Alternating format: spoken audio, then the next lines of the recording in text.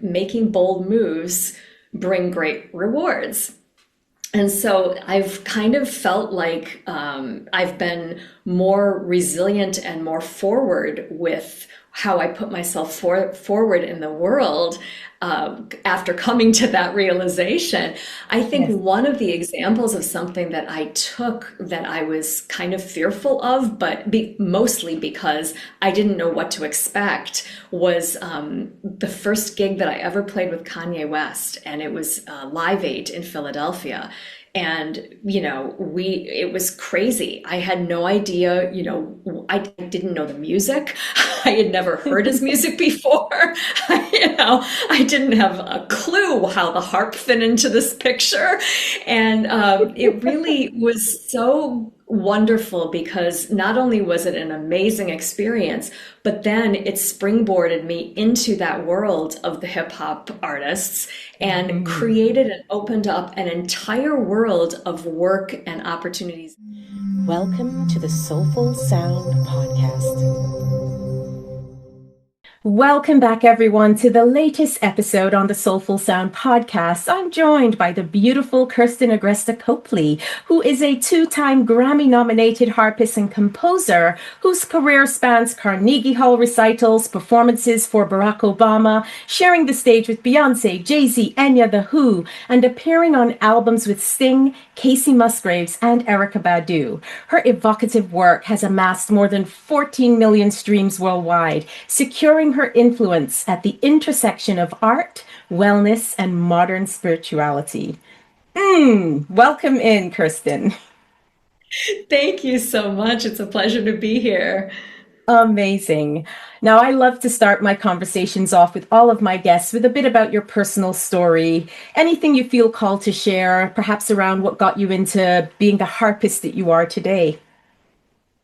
Sure. I started playing the harp when I was 5 years old, and I was introduced to it by my mother, who was also a musician, but she was not a harpist. She was just interested in unique and different instruments. So we had a house that was filled with all sorts of instruments that one would not expect to see, like a marimba, ukulele, an accordion, all sorts of things. And the harp was the one that attracted me when I was a child. And so that's how I began, was just really sitting behind it in my own home, and then her subsequently finding me a teacher in suburban Detroit where I grew up, and there I went. So I'm classically trained. I have 2 degrees in harp performance from Indiana University School of Music, and I've gone on to do a lot of different things within the classical world, but also in the pop world, playing for backup for artists, as you mentioned, and then most recently becoming a composer and launching my own music into the world, and finding my niche with the new age world and the ambient world. And that has really been something that I'm very grateful for in my own life and my own world. Beautiful. I'm curious if you can speak to that curiosity as a child. What drew you specifically to the harp? Because it's beautiful that you had such a variety to play with and experience and then kind of gravitate towards. What specifically about the harp drew you in? Well, interestingly, I had already been playing piano at that point, and the piano was really my first love. My mom sat me on her lap when I was 18 months old, taught me where middle C was, and drew me big notes on a staff that she would teach me, basics of music theory and etc. So I already had a little bit of musical background at Mm. 5, and I think the harp specifically was kind of mystical. I didn't really know how it worked at first, but I knew that I plucked it and it made these vibrations that kind of made me feel good. And I think that overall it just became not just a musical instrument, but as an only child, something that became a sort of companion for me as well. Mm. And it's been part of my life ever since. And I think it's an incredible journey to have had this instrument alongside me since I was, that age. Yeah, that's beautiful. I really resonate with that. For me, the voice and my voice felt very much like a companion. And I described that in my own story of it felt like I could just count on my voice as my therapy, as my expression, as all the different things that has been incredibly empowering. So I can really relate to that companionship piece very strongly, which is amazing. And not Yes. many people know this. And I mentioned before we started recording how excited I was to speak to you. But I recently bought a harp in the last few years because it's just something about the instrument naturally just pulls on my heartstrings. And it's just so profound. I thought I have to experience this, not just as a listener. So being able to have a creative outlet on an instrument that is new to me, it's incredible. And so I was Oh, really that's excited to speak to wonderful. you. Yes, absolutely. What kind of harp did you purchase? It's a Ravenna. It's not the 12 foot like you have. It's a smaller one, 64. I can see just Right. the silhouette of it in the background. Yeah, the silhouette right here. Yeah. Yeah. But it's incredible. The sounds. It's one of those instruments for me that just placing your hands on it alone, whether you can play or not, it already creates beauty. And that's wonderful because I Absolutely. can't play yet. So let's see. Well, I have quite a few students actually over the years who have come to me to just learn how to play well enough so that they can do their sound baths or Yes. play for their own enjoyment, with their children or whatever the meaning behind it is for them. And it's wonderful because I think that we come to it for whatever it is that serves us and then go from there. So For sure, absolutely, for I'm glad that sure. you have found that for yourself. Yes, thank you. So I've really immersed myself in your music today. As I'm inviting us into this space together, I like to get to know my guests, and I was truly moved by the emotions that wanted to come through, the releases that wanted to happen, and also just the really relaxing and grounding feeling that came through, specifically your latest album, which we're going to go into a little later. So I'm curious for you as a creator, that kind of emotional, vulnerable piece in the process of creating. How Mm, far do you go hmm. within yourself in that creation? Pretty deep. Mhm. So I began composing really from the simple answer that I was looking for a niche for myself and for my instrument that wouldn't be the usual path. And I've taken unusual paths with my career to begin with as a freelancer, so it felt like a next step for me. And it really, I think the New Age music specifically really spoke to me because I had Mm. listened to New Age music really since I was in high school slash college. I found Enya early on, George Winston, the Wyndham Hill Mm. artists. Those were defining artists in my younger years. And I gravitated towards that music when I needed stress relief and when I Yeah. needed to be calmed down. And Mm. so it felt really natural for me to figure out how to do that on the harp and to really explore the themes that I have with my albums of grief, resilience, self-love, self-worth. And I think, Aquamarine, which was my previous album, was, really built around the death of my mother and the fact that I had a journey to take deep within Mm. myself to, accept and go through the stages of grief, but also to honor a part of our history together, which was our love of the ocean. And so for Mm. me with that album, it was a lot about steeping myself in water and Mm. finding what water meant to me and how that would apply to the, compositions that I was exploring and creating at that Yeah. time. And then fast forward to Kuruvinda, this is all about accepting our flaws and the fact that we are all imperfect gems. And Mm. to be beautiful means to be yourself and not to be judged by others and to accept yourself and to embrace those flaws as part of your brilliance and your radiance. And so the long-winded answer of your question is that I really deep dive into my own self. I practice transcendental meditation.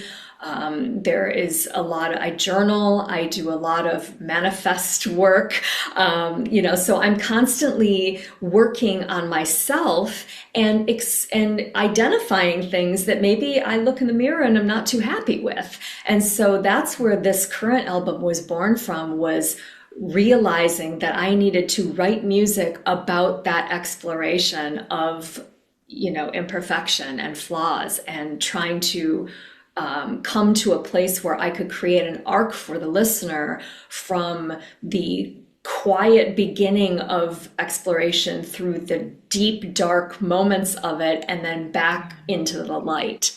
And I hope that listeners of this album really can find some meaning in it for themselves for that exact purpose. Hi, beautiful soul. Before we continue, I want to acknowledge you for being here and for listening so deeply. Now, if you're enjoying this conversation and you haven't yet subscribed, I'd love to invite you to do so now. It really helps this work reach more people, and it means so much to have you in this space.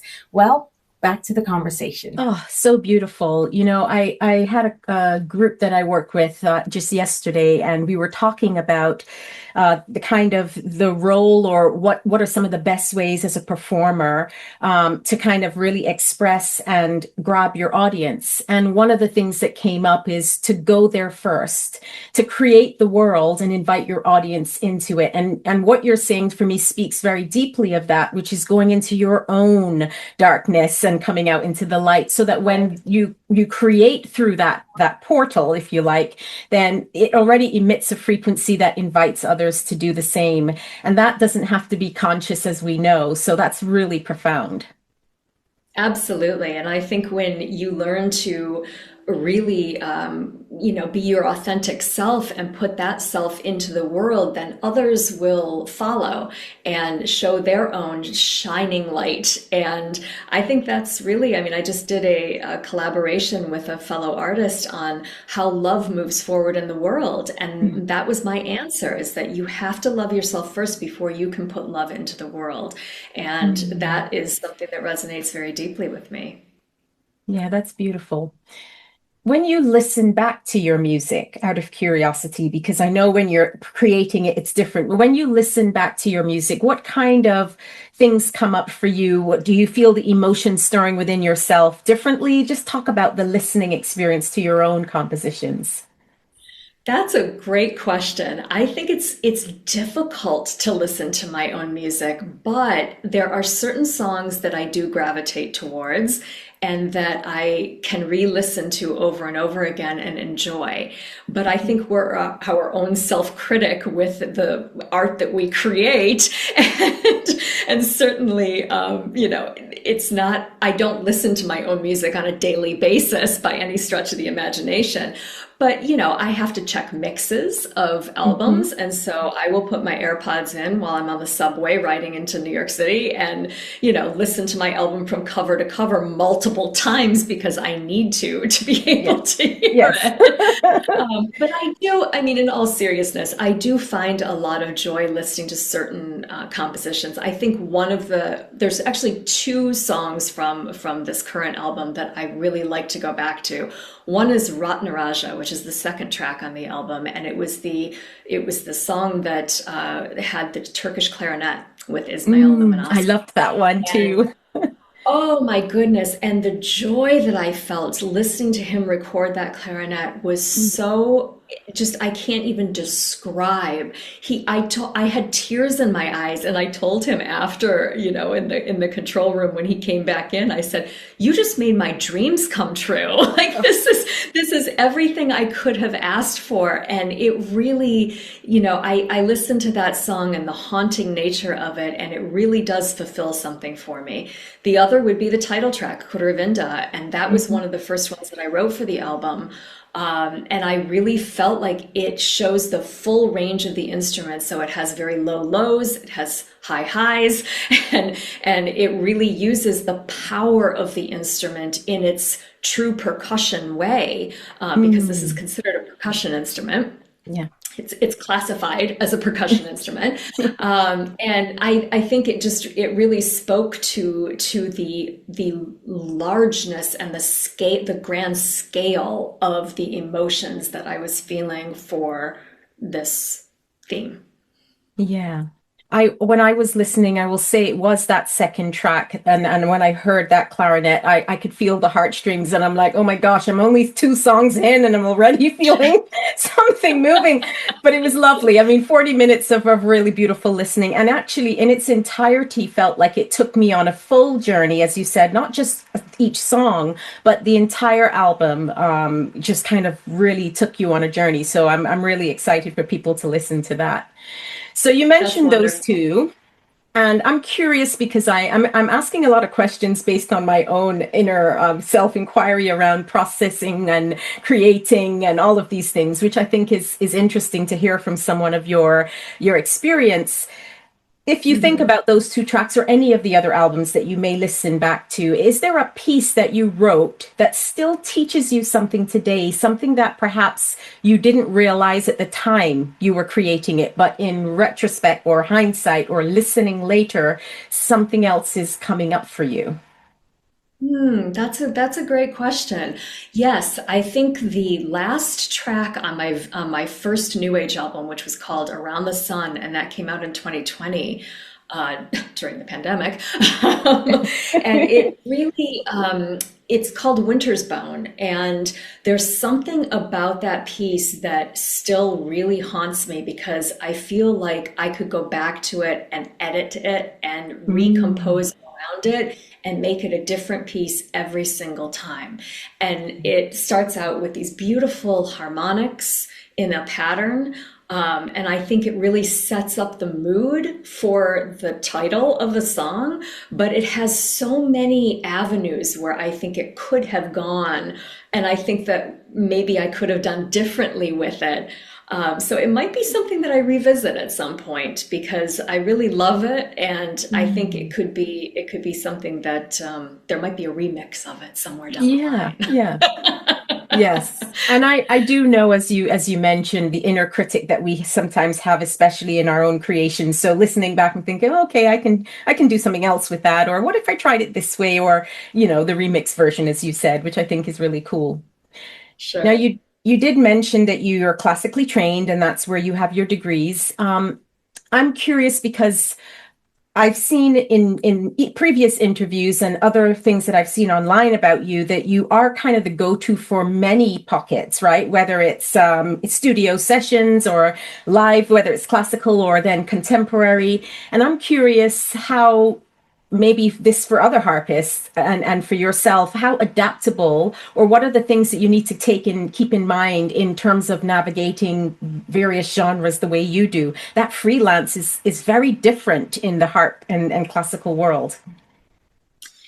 Yes, it is. However, I think it was the chosen path for me because I always appreciated lots of different types of music.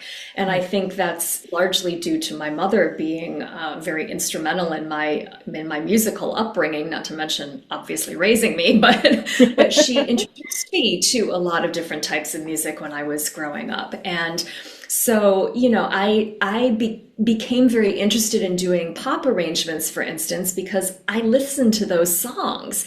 And for me, it was really great to be able to sit down at a gig and be able to play a song that I enjoy listening to, but performing it on my instrument. And Yes. so I kind of, became this harp pop arranger, so to speak. My arrangements have been used by lots of different harpists around the world, and they seem to all really appreciate what I do. So, I think the freelance life is one that is not particularly easy. It's also very rewarding, and I like the idea of being able to do different things on any given day. And so, if that means that I'm going to play a Broadway show and then, coming home and doing, a remote lesson, or playing on Carnegie Hall, and there's so many things that I feel so grateful for as far as opportunities are concerned. And, living in New York City obviously helps that, because we have so many opportunities existing already. But to be the person that is considered one of the, go-to people, or an A-lister, or whatever you want to call it, has been really amazing. And I'm really grateful for all of the opportunities that I've had so far. And I'm hopeful that there are a lot more to come. No doubt. No doubt. And so we spoke about the effect that your music has certainly had on me, and I'm sure many other listeners would agree, and what you're hoping to create for people: the calmness, the healing, the introspection, the reflection, the healing, whatever words feel right. What is it? It's kind of a twofold question. What is it about the harp specifically that you think really touches that medicine? And then I want to know how it shapes your creative process when you're creating specifically in that, like this latest album. Well, I think the harp, as an instrument, already has therapeutic qualities. And I think that people tend to gravitate towards the instrument when they want relaxation. So I think it's a win-win in that sense. The harp really, it does when you record it have some frequencies that need to be mellowed out. So the mixing process is very important when you record the harp. And I'm very lucky to have a wonderful mix engineer who happens to be my husband. And so that's a great, energy that we have in our studio life here. But, as far as the second part of the question was, sorry, say again. Yeah, that's all right. I can ask it again. So it was then, okay, what about your creative process, that from that perspective of the harp having those frequencies and everything, how does it shape your choices, whether that is about how you play to mix or generally?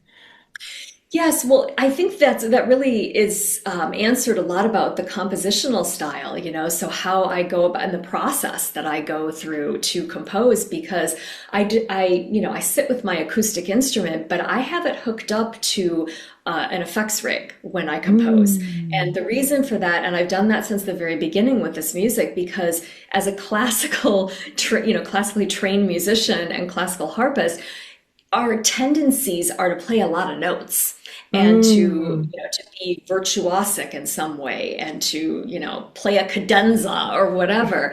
And I had to really relearn, in a sense, how to take away that busyness and to create space. And so, for me, it's very important to be able to hear the decay of the effects. It doesn't even have to be the same effect that we end up using when we mix the music. It's just that I have to hear something that will allow me to wrap the music around that, and to create space for that other part. It really is a 50-50 deal with the music that I compose and record, because I can't make that music without the mixing process, because that's where the magic happens behind it and surrounding it and supporting it. And so I think in general, that lesson of take it, listen, I go back and I can put it on the MIDI in my the program that I use to compose. I'll put it on MIDI and just listen back and be like, no, too many notes. Which ones of these can go? And it really is sometimes a paring back of the, what's on the page, until it becomes something that feels and settles into what I want to say through the music. Beautiful. And I mean, you say you write and journal and things like that, which I know from my own experience, the process is best not edited, right? We just let it all out, and then we come back and we can review, and we can, as you say, pull away what no longer needs to be there. Something you said that was really profound that I want to reflect, though, is that finding that one thing that the music can wrap itself around. I think that's really beautifully expressed, because I believe that in listening to your music today, it had that kind of effect on me. There were certain points where I felt like I could wrap myself around that note or that quality of sound or that particular phrase. And the way that you voiced it, it actually brought that to mind. So I thought, let me reflect that, because perhaps you're not necessarily thinking about it from that context, but it did have somewhat that kind of response in my field. Oh, that's wonderful to hear. And I think that's beautiful because if it can incite that kind of emotion and a journey for you, that's as a listener, then that's the beauty of expressing and sharing music to the world. Yes. Absolutely. And I found myself wanting to sing on it and sound on it as well, which was really, really beautiful. So amazing. That's So lovely. I have a question. I like that. Oh, good. Yes, I'll have to come and sound with you one day. You said in a past interview, I'm not quoting you, but something along the lines of kind of saying yes to things outside of your comfort zone, and how that's been better for you or more fruitful for you than some of the fear-based choices that we make. And I'd love to know more about that. Perhaps if there's a moment in your career where you said yes, despite the uncertainty and like, I have no idea what's going to happen, and how that, shaped the trajectory of a project or your career, however you want to frame it. Absolutely. Well, I think most people fear change and don't like to get out of their comfort zone. And so I can't say that I did not have that same feeling in certain parts of my life. But as I've grown older, I've realized that making bold moves bring great rewards. And so I've kind of felt like I've been more resilient and more forward with how I put myself forward in the world after coming to that realization. I think one of the examples of something that I took that I was kind of fearful of, but mostly because I didn't know what to expect, was the first gig that I ever played with Kanye West, and it was Live 8 in Philadelphia. And, it was crazy. I had no idea, I didn't know the music. I had never heard his music before. I didn't have a clue how the harp fit into this picture. And it really was so wonderful because not only was it an amazing experience, but then it springboarded me into that world of the hip hop artists and created and opened up an entire world of work and opportunities and gigs and experiences that I would have never had if I had said, oh, I don't really want to drive to Philadelphia. I don't really know how I'm going to get my harp there. I mean, there's a lot of ways that I could have thought to get out of it. And it was 4th of July weekend, so there was that, But I think in general, that's one of the moments when I was really proud of myself for saying, you know what? Yeah, I'm available. I can do that. And what it brought back to me was tenfold.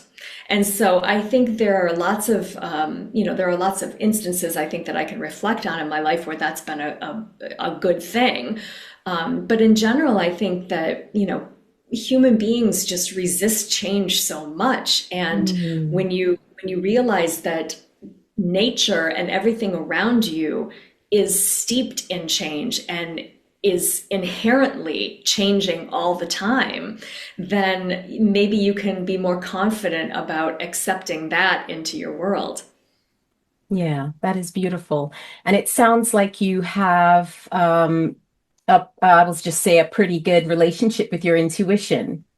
I'd love to know. Yes. I'd love to know more about that, because you didn't spin it with that word, but kind of knowing this has got to be a yes, because there'll be also strong no's. There'll be times where it's not about fear, it's not about out of the comfort zone, but you just know that that's not for me. So I'd love to know about that relationship you have with your intuition. Yeah, absolutely. I've always really trusted my gut, and I think that listening to that inner voice, coming Mm, from whatever place it is deep in your belly or your heart, can really inform you of a lot of things. It can inform you of something beautiful, or it can actually warn you for danger, right? So I think that that's something that I've always really had. I didn't always listen to it, and I would defy it a lot, but I would never be happy with the result when I did. And I think mhm. that that was, a journey that I had to take and come to the fork in the road where it was like, are you still going to fight against this, or are you just going to walk down this other path that's, telling you to go that way? So Yeah. yeah, so I think it's really, I think as women we tend to be a lot more in tune with our gut instincts. Hmm. Hmm. But even so, I know that there are a lot of people who just resist it. And I think Yes. it does really, it really does, it's a beautiful thing to listen to it and to have it inform your decisions. Yeah, absolutely. And as you've said, there is a part of first noticing it and hearing it, but then following through and listening is also important, which Right. sometimes we forget. Yeah, I've heard that, and then in hindsight, I wish I'd listened. So I think that follow through is a really big, big part of it, for sure. Hmm. Hmm. Yes. So coming back to comfort zone then, Kirsten, because you've been doing this work for a while. You've been playing since you were a child. So you've been playing, you've been in the professional world, teaching, touring, all the things that you're doing. And I asked about the comfort zone. So I'm curious if you're conscious of what's outside of your comfort zone now. What would be something that would be outside of your comfort zone, considering the experience and all the things that you've been going through in this last decade, let's say?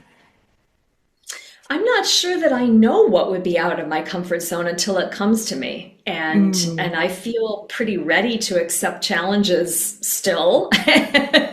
And I'm hopeful that I have the opportunity to find out what might feel like it would be outside my comfort zone. I'm pretty bold in general. I think that I'm a quiet and introverted extrovert, if that it makes any sense. It's a little bit of an oxymoron, but I think in general, I look forward to things that push me around a little bit, and that is part of the human condition to grow, right? yeah, And to yeah. constantly, I think curiosity is something that is very important for young musicians coming up, and the Yeah. fact that if you lose your curiosity, you become stunted. And I think, Mm, having that child's mind, if you will, can really be a very useful artistic tool at times. And I think that, in general, that's how I try to live my life, is to remember to find the joy in things and to find beauty in small things, the simple joys, if you will. Um, you know, Smelling a yeah. rose. Yes, Yeah, that's a, absolutely. that's a, it's a very simple analogy, but you understand, I think, what I'm getting Mm, at. And I think just in general, just finding, if something comes to me and it pushes me around, I can't wait to meet it. yes. Yes, I love that. I did a very conscious practice for a year some time ago where it was everything that scared me, which was mostly just that out of the comfort zone feeling that I would say yes to, and I wouldn't wait too long. I mean, if I felt it was a no, that's different. But and it was such an interesting year to kind of speak to the growth and expansion just in saying yes to those things that you know is going to help you grow and stretch you, but it's scary in the moment. So I really, really resonate with that piece as well. And I think that, it just takes one moment of saying yes and choosing it to realize what's possible and the potential of saying yes more often. Yeah, Yeah. and I also think it's maybe waiting before you make a knee-jerk decision and to think Mm, about, why am I saying no to this? Is there a yeah. reason outside of, fear? And Yes. and that I think can also help, is just taking time to make decisions and not being quick Rushed either and way. rushed, right? Yeah. Hmm. Yeah, beautiful. When I kind of came, my background is as a singer was very much in the contemporary world, and while my foot is still in it, I'm very much more in the healing and kind of therapeutic side of music now.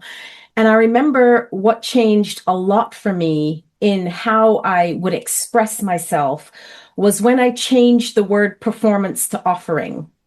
Not that performance is not good or that it's bad, but it felt different in my system when I thought, well, it's actually not me having to put this on for this particular draft or brief, which we do have to do in certain contexts. It was just allowing that authentic me to be expressed as your album encapsulates so beautifully in all the flaws, all the imperfections, whatever might want to come out. It's just my offering. You can receive it or not, and that's okay. I'm curious about your experience or relationship with that concept, if that lands with you. Hmm. I think it was kind of an aha moment for me hearing you say that, because I think that's a beautiful word, offering, and especially within Mm, the context of the wellness world, because yes. you want to offer whatever it is that the listener is going to receive from your music. And so that speaks very, very loudly and powerfully to me. Mm. As a classical musician, I'm pretty married to the word performance. I think Makes just sense. because Makes sense. I perform when I'm at gigs, I perform when I'm doing solo work.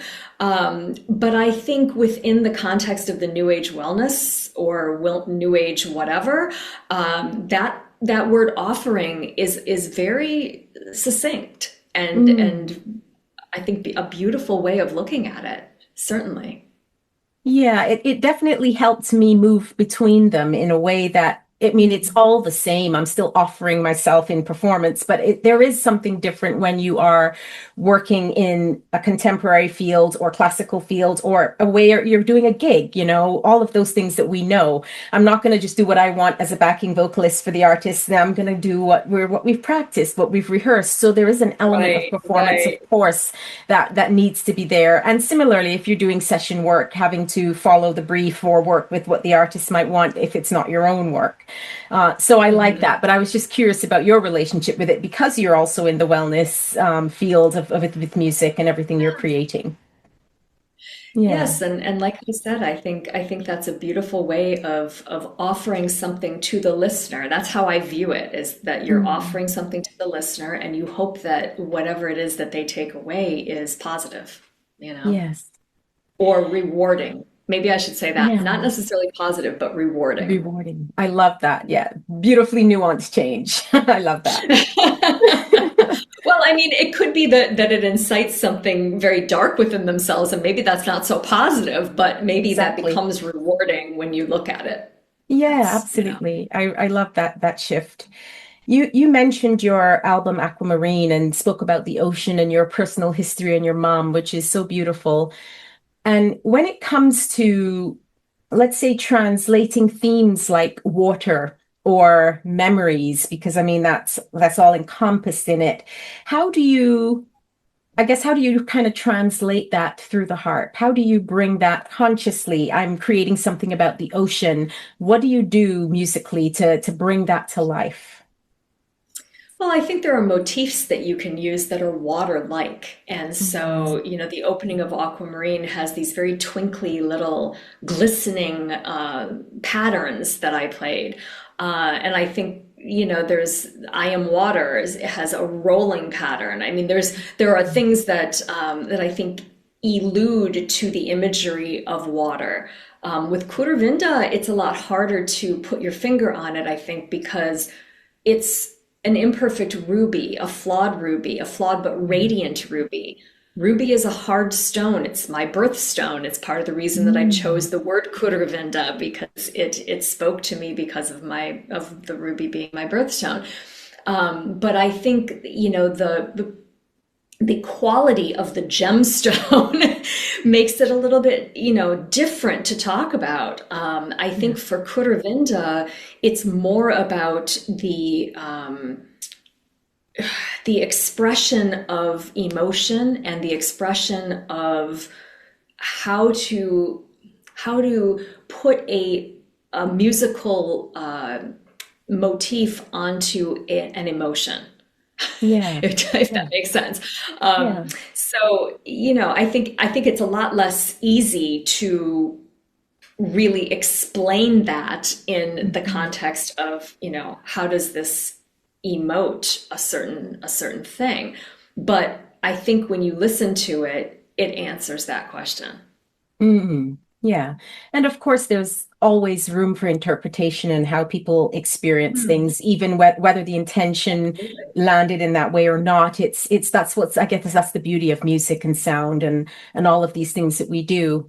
I'd love to know, coming back to your latest album, Kuruvinda, about the process of creating that, because again, you spoke about the your inner landscape of looking within and noticing the things that you might not have liked or don't like, or the flaws that we all have.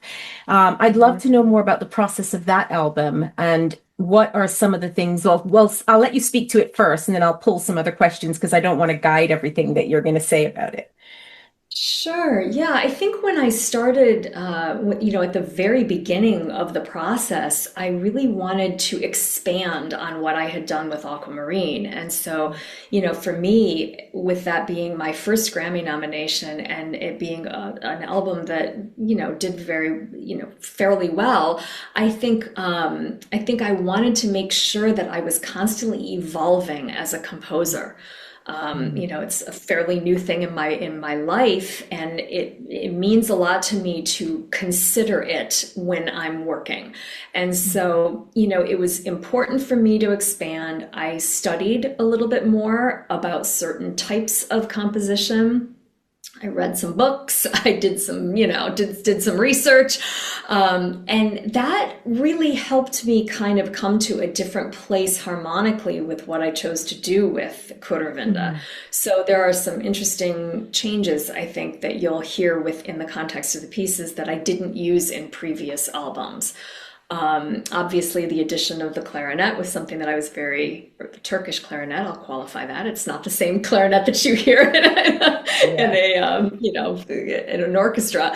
But that timbre and bringing in that sort of Eastern Mhm. tonality was very important to me too. I was obviously choosing a Sanskrit word, so there was a lot of reason to try to absorb as much Eastern philosophy and musical you know, little ideas as I could, right? So when I first started, it was kind of, I think, a journey to find how that all fit together based on what I was trying to talk about through my music. Mm. And as I said, the title track was one of the first ones that I composed because I think that really spoke to a very I don't want to say harsh because it's not harsh, but something that I viewed within myself that needed to really be looked at quite, intently. Yeah. And that's what came out of it was that song. And then subsequently as it went along, there were days, I mean, when I went to quiet core, I remember it was kind of rainy out. I was feeling a little down, and I just kind of started playing these sixths and coming up with like a little pattern. And then the next thing you know, I'm writing quiet core. So, I think they all kind of came from a very organic place. There Mm. was nothing particularly forced about it. It was just a journey and one that I really enjoyed taking, So And I beautiful. think I think it means a lot to me to put this music into the world because it comes from, my authentic self. So. Yeah. Sounds beautiful. You paint such a beautiful picture of the process. And I'm curious I mean, you've got a few albums now. Not all of them sound as beautiful and organic and necessarily. This was just kind of flowed out of me. Not all experiences are like that. So it's beautiful that Mhm. this one was. I'm curious of some of the challenges that you might have come up in creating, not necessarily this latest album, but any of them, and some of the ways you overcome those. Well, I think I constantly have writer's block, and I think that's something that probably a lot of creators experience, whether in whatever medium they are an artist as. Yeah. Um, and, for me, it took a little time away. I had to step away from it for a little bit and kind of regroup before I could come back to it and say, okay, I wrote songs for the album that I was sure were going to make the album that did not. And I Mm. think there were disappointments within that where I thought, oh, I was so sure that this was going to work. I was happy with this piece. No, it just doesn't. And Mm. it's the same, I think, with songwriters or painters or anything, anybody else that produces a body of work. Yes. Not everything hits, and you have to kind of mourn that loss. But or be a little lighter about it and say this too shall pass and let's go on to the next one. Yes. But I think that's part of the journey and the process as well. And so I'm very in tune with not forcing it. And so Yeah. if it ever felt like I was on the verge of tears or feeling angry about not being able to do something, I just get up and walk away Create and leave it space. alone. Yeah, Yeah. exactly. And, a couple days later or a week later or a month later, I come back and revisit and start again. So, it's a long process, but at the same time, it's the journey that I have to take to make the music, and that's what counts. So Yeah, that's beautiful. As a creative, I'm always curious about the relationship people have with their instruments when it's not about the work. Now, I know that your work is not just it's not work in the sense that I have to get up and go to work today necessarily. It's that you have a goal, you have a vision, you want to create music, you want to have an album or whatever it might be. So you go and you put the time in and it's flowing and organic. All that aside, when mhm. what's your relationship like with Kirsten just going, I'm just gonna play the harp for playing the harp's sake, or just to enjoy my own moments, not with the head, mostly with the heart is really where I'm going with this. Interestingly, I think that I've come to enjoy the instrument more recently and in my adult life than I did as a kid. So Mm. I actually quit my senior year in high school because I wanted to be a cheerleader. I wanted to explore oceanography. I wanted to write. I wanted to do a lot of different things that didn't involve the harp.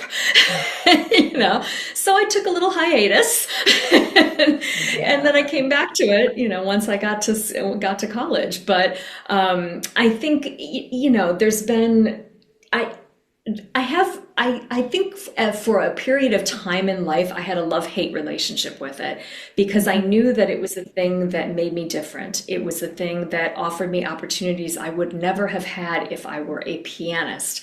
But the Yeah. piano is actually the instrument that I go to and sit down and play behind for pure Okay. enjoyment. And Mm. that's interesting to spin, but I Yeah. do feel like that's where I find my solace. That's where I find the feeling that I want to have from just playing, you know.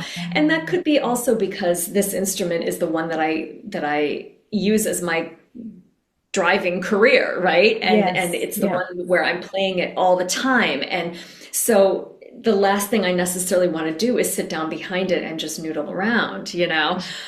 It Mhm. doesn't bring me that same fulfillment as the piano in that sense. Yes. But I think that when I'm playing it and when I'm performing, especially my own music, there is something Mm. that changes within me where you can watch videos of me playing, Aquamarine. I had live performances of Aquamarine where I just am immersed in the music and it becomes a part, I'm one with the instrument and the instrument is one with me. And it's just, an extension of myself. So I do have a very strong bond with it. And I don't want to in any way Of imply course. that I don't. It's just a personal choice of how I Yeah. of how I do it. Yeah. Yeah, I understand completely. And it's like relationships, you can love all of your friends and it's just some of them you're going to do different things with just because they're a different personality. And I Exactly. and I would say that's actually why I wanted, well, partly why I wanted to experience the harp is because while I'm not a guitarist or pianist by any means, I used to use guitar for songwriting and I use piano for teaching vocals, all the warm-ups and everything. And so for me, I Mm, felt like I didn't want to be on something that was about work, about the teaching or about, right. I wanted just a creative outlet that could let my heart sing in a way that my voice still does for me. And that was such a beautiful choice. And it actually came to me in a dream, which is what made me choose the harp. I dreamt that I Huh. was playing it. And in the dream, this is many years ago now, but in the dream, I felt so connected and the emotions coming up when I was touching the instrument. I thought, this is not a coincidence that I'm wanting that expression somewhere else. And so that's how I got my hands on one. Wow, that's an amazing story. I love that. Mm, I love that. Well, I think that, we gravitate towards what makes us happy and what makes us yeah, feel good. And that's great that it does that for you. And it does for yeah. me too. It's Yes, just a different way. So, I'm yeah. sure. Are there other genres that you haven't really explored on the harp yet that you're really curious to delve into? Um, I'm not much of a jazz harpist, and I think that it would be interesting to try to learn some of the jazz language and Mm. actually play some jazz on the harp. But other than that, I think I've kind of done everything else. Oh, yeah. So it's the only genre I've kind of untouched. So. There you go. So it's just like, well, let's see. Maybe something with jazz will come in and make you go out your comfort zone just that Right, little bit. Just getting the lingo down and having that right, experience. So absolutely. I know this is a big question because, gosh, there's so many answers. I want you to think 10 years from now, kind of looking back at your career, because obviously you know what you've achieved so far. What are some of the highlights or the things that you would like to have experienced 10 years from now? And it doesn't have to be necessarily play with this artist or that artist, but it could be. But if you could fast Hmm. forward 10 years, what are some of the things you would look back and go, gosh, I did that? Hmm. Well, I think I've achieved a couple of those already. They're like my bucket list gigs that have happened already. If those could replicate in some other way going forward, that would be amazing. But I think the thing that I haven't done that I would like to do is to find immersive performance opportunities where I can take my music into, Mm. like, there's a trend right now in some of these high-end hotels with the spa and wellness performances that they're doing. I know there's, the Four Seasons has one in Mexico. There's a lot of different places where this is becoming a trend. And I would love to become a part of that network and to be able to share my Mm. music for people who are there for that purpose, to restore and work on, themselves, to relax, blah blah blah, all of the above, right? Yes, And be able to share my music with them in that context. That would be very meaningful to me. that's So beautiful. I think those are things that haven't occurred yet that I would really be excited about if it came my way. Well, you've spoken it into existence. Yes, exactly. I We go actually back to that manifesting. right, exactly. It's said. It's so it is.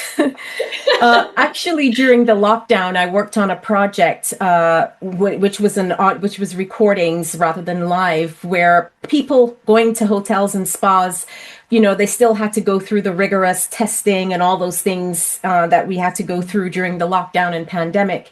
And so the project was creating 10-minute tracks that acted as bridges between that not so nice process of getting your nose swiped and all of this, and then going into Right. relaxation. So people were still frazzled before they went on the table for their massage or whatever. So after that, they in the waiting room, they'd listen for 10 minutes to the specific frequencies, to my voice, to the Hmm. relaxing tracks, and then they were primed, let's say, for the next part of the so I thought that was really cool to be able to provide that because it really Absolutely. wasn't fun, some of those processes that procedures we had to go Right. through.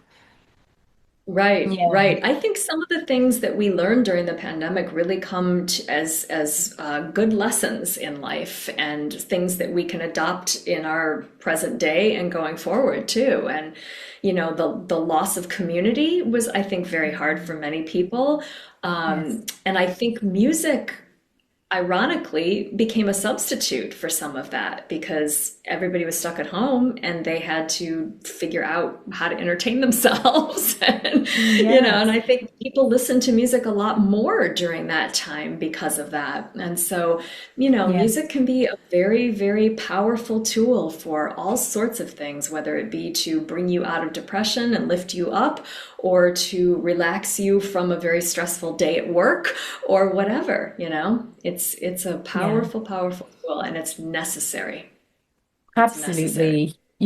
I do recall reading about a lot of the statistics afterwards and how the art saved us, pretty much in that time. And sometimes, we know it's not necessarily what it was, but still sometimes in certain cultures, societies, the arts are not seen as important as other academics. And I think the Right. pandemic really shone a light on actually this was what saved us. This is what got us through a lot of this, whatever modality that was, music being one of them. And I think that that's an incredible thing to remember how music touches us. And it's our birthright to be we're sonic beings. It's our birthright to sound and to be immersed in sound. Absolutely. Absolutely. 100%. Beautiful. Now, I want to talk a little bit about your teaching because I know you teach as well, not necessarily just the one-to-ones, but you teach in university level. You teach a lot of different students. What's teaching like for you? Well, it's an opportunity for me to share my wealth of knowledge of everything that I've learned up to this point. And because I'm a freelancer and because I've had a lot of different experiences, I'm able to teach kids about the real world instead of Yeah. just how to play the harp. And I think that's a very valuable tool because not everybody gets the opportunity to play in a Broadway pit and to know what it's like to Mhm. be in a session where you have to sight read the music and play it perfectly the first time. Yes. What it's like to be in an ISO room, an isolation room, and not be with the rest of the pack and have earphones on and have an aviom next to you. Some kids don't even know what an aviom is, right? So there's lots of right. So I think there's a lot that I'm able to offer to students, but mostly I think it's really nurturing the talents, the new generation of talents, and seeing them thrive and supporting them in the journeys that they have ahead because they have a lot longer than I do now to achieve things. And I think it's beautiful to be able to share knowledge with the younger generation. Absolutely. Yes. I mean, I love teaching as well. And I think one of the things that teaching helps is to keep you on your toes and keep you in a space where Mhm. you're also learning, like one teaches, both learn, right? And That's so right. That's right. so I really love that. Yes. And the real world experience really helps and matters. So I think that's a beautiful kind of legacy that you're passing on. You're kind of handing the baton over to others, which is amazing. Thank you. Thank you. Beautiful. Oh, Kirsten, I could talk to you for hours about music. I know. Now, This is wonderful. it is. And coming back to Kuruvinda, what is what do you want listeners to take away the most from this album?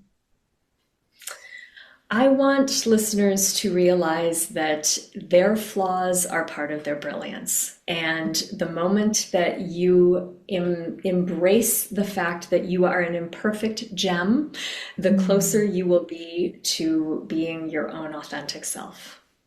Oh, And that's this stunning. music is meant to offer a possibility of reaching some places within the listeners' selves that will hopefully help them identify things that they might need to work on or things that they can embrace and find beauty in. Oh, that's stunning. Well, I can attest to that. It was very moving. for me to listen and to immerse myself in that sound. And I love the harp. I love your, your flow.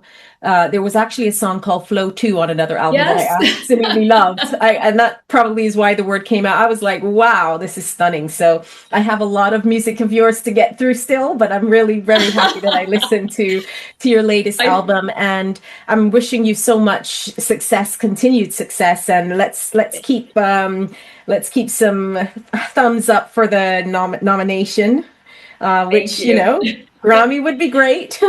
So Yes, I'm really, really grateful. Yeah. I'm really grateful for your time. And I'm so grateful for what you're putting out there in the world, and how you share you so openly and beautifully, so that we can all remember the imperfections and flaws and love ourselves through it. So thank you so much. Thank you very much for having me on your podcast. This has been a wonderful conversation. I absolutely loved it. And so I do ask all of my guests a final question, though I think you kind of touched on it. I'm going to ask it anyway. And that is, what is your soulful sound to the world? And that's just a prayer or desire that you wish for the world. I would say a good traveler doesn't seek the fixed plan on arriving, right? It's the journey that is the most important. And so travel through your life with curiosity, resilience, and with the faith of good heart always. And so it is. Thank you And so much, Kirsten. Thank you. you're most welcome. Thank you. As you come to the end of this offering, I want to invite you to take a moment to notice what's landed for you. And if you'd like to stay connected and receive more content like this, make sure you're subscribed, like, and share this video. It means the world to us. Thank you for being a part of this community. I'm sending you love, healing, and sound wherever you are.